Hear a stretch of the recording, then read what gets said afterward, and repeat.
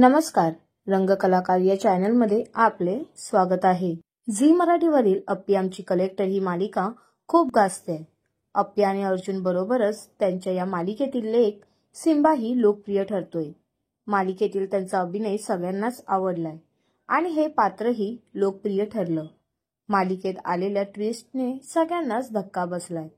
मालिकेतील मागील काही भागांमध्ये अमोलला कॅन्सर असल्याचं अप्पी अर्जुन समोर उघड होतं आणि त्यांना धक्का बसतो असं दाखवण्यात आलं। आपल्या लहान मुलाला झालेल्या असाध्य रोगामुळे ते खूपच हतबल होतात, तर घरातील सगळ्या व्यक्तीही टेन्शनमध्ये असल्याचं दाखवण्यात आलं। त्यातच मालिकेतील अखेरच्या प्रोमोमध्ये अमोल स्वतःहून टक्कल करून घेतो असं दाखवण्यात आलं। यातच आता मालिकेत नवीन ट्विस्ट आलाय।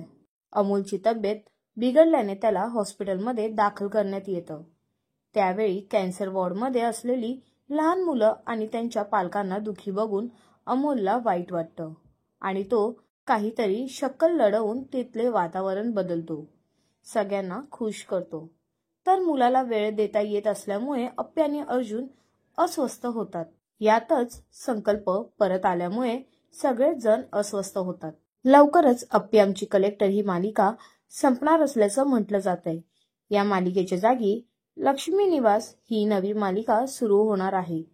तुषार दळवी आणि हर्षदा खानविलकर यांच्या मुख्य भूमिका या मालिकेत आहेत।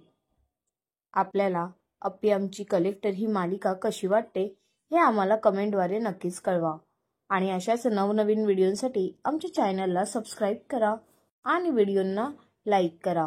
धन्यवाद।